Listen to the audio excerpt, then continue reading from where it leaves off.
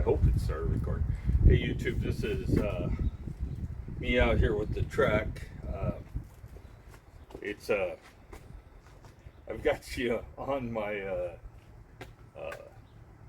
Osmo 3 again. This time I've got it set to follow me.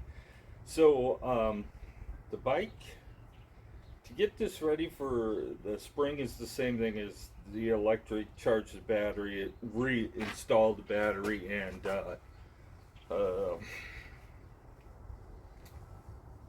lubricate the chain. And I use a wax lubricant on this, so it's not really that much of a protectant like a oil-based lubricant. The bike seems to be just fine. I haven't had to do, I'm not doing any adjustments on it yet. I noticed that it's starting to skip a little bit when I shift, so that's just a cable adjustment. And unlike the electric, I have a cable adjustment up here on the handlebars and on the derailleur, whereas the electric just has it on the derailleur, so I don't necessarily have to do it down there. The seat, your seat post. Let's talk about a quick adjustment there. So let me take it out. You can take the seat post out, and if you look down in the bottom here, I know you probably can't see it, but I'm not going to move it closer. This inner side is threaded with a plug down in there that takes a 6mm Allen wrench. I am not sure I can get this thing to follow me well enough to go over here and grab one. Maybe. I probably lost me. I think it'll only go so far. Oh.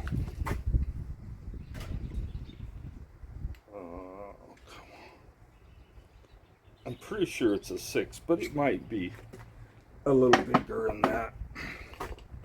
Yeah, it's an 8. Sorry about that.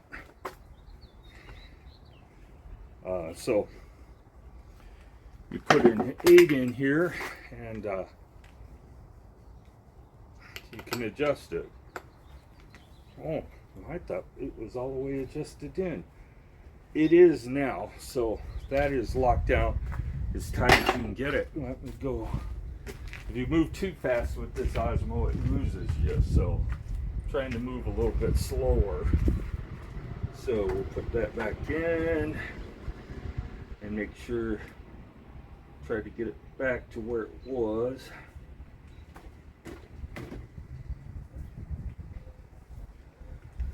So there's a little oil on there. If you need, they make spring kits for these type of seat post. Pretty sure you can buy them on Amazon if it's not stiff enough. This is as stiff as it's going to get for me. It's typically not meant for somebody that weighs 300 pounds. And right now, almost always in the springtime, I weigh about 300 pounds. So let me move the bike over here. Let's talk about the bag. Some of you guys, if you haven't noticed, this bag doesn't look like it has any straps to hold it on.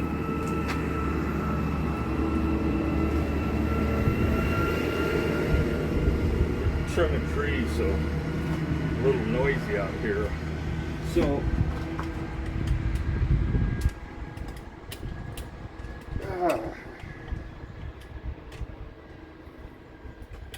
I always try to stick it in the wrong spot. So you lift the bag up a little bit, and you stick this key in there, and the bag comes off. So it has a rack system that keeps it locked in place. Without the key, you can't get it off. There we go. Hopefully it'll stay with me this time. I don't know exactly where we should cut off, but So,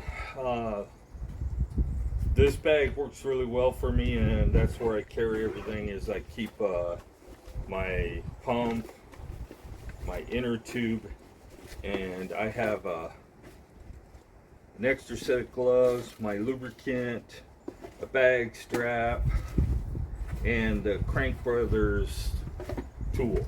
So those are what's in the bag, plus I have my key for the bag to take it off in case I need to take it off and carry it. Unlike that bag, it's going to be pretty hard for someone to steal this without knowing that there is a key for it, or if there's a key for it. So this bike is ready to go, fully charged. It says in the different modes. I don't know if I've ever even talked about this. In the different modes, in eco mode, says my range is 50. Now Karen's range will say 60. Don't ask me why. It's just a size difference, I guess. In tour, 28 miles. And that changes. It just depends on. It's based on the last kilometer the bike went. In sport, it's 22, and in turbo, 2019. I doubt that it would die before 19 miles. Turbo is 250% of assistance. Now, what makes the mid-drive different than this mid-drive different than the electric bikes? The assistance is linear. It doesn't matter how fast you're going. Like on PS2 on the electric, you can get going faster than it can actually provide power for. So at some point, the motor isn't providing any assistance anymore. Whereas this, no matter how fast you're going, it's still going to provide the same amount of assistance. So it makes the bike faster. And that's how a mid-drive works, because it's based on torque. How much effort you put into it is how much effort it gives you, to a point. I mean, it's still going to give you some assistance as long as you're spinning the tire. So I don't know where I was going with that, but anyway, this is a 9-speed versus a 7. Trigger shifter, hydraulic brakes, and the brakes haven't needed any adjusting. The shifters haven't needed any adjusting, other than it's about time for the shifters to get adjusted. So I'm going to call it a video. I hope I can splice 2 videos together, because it stopped recording, obviously, the first video. So it's going to be, I'll splice them together and you'll see a definite break. But Karen's not going with me again tonight. Our little dog Valentine has not been doing well. We are starting to think that she's getting towards the end of her life. She's 13, on her way to 14, so it'll be a sad day. 13 years is a long time to have somebody be part of your life. And I actually think when somebody posted something on Facebook that basically said, you're a coward if you can't go into the room when you put your dog to sleep. And I kind of agree with that. The last thing the dog will see if you don't go in there is a stranger, because they don't go to the vet often enough to know who the vet is to them. And usually it's a painful time. Usually they go see the vet, they're getting a shot or something, so it's pain. They associate it with pain most of the time. So I have always, no matter what the dog has been, all the 4 or 5 dogs that me and Karen have owned together, we've always been there for them when it was their end of, it was time for them to move on. Yeah, it's hard. But it takes courage to do things like that. So I'm gonna call it a video. It's a, even the thought of it's really sad for me, but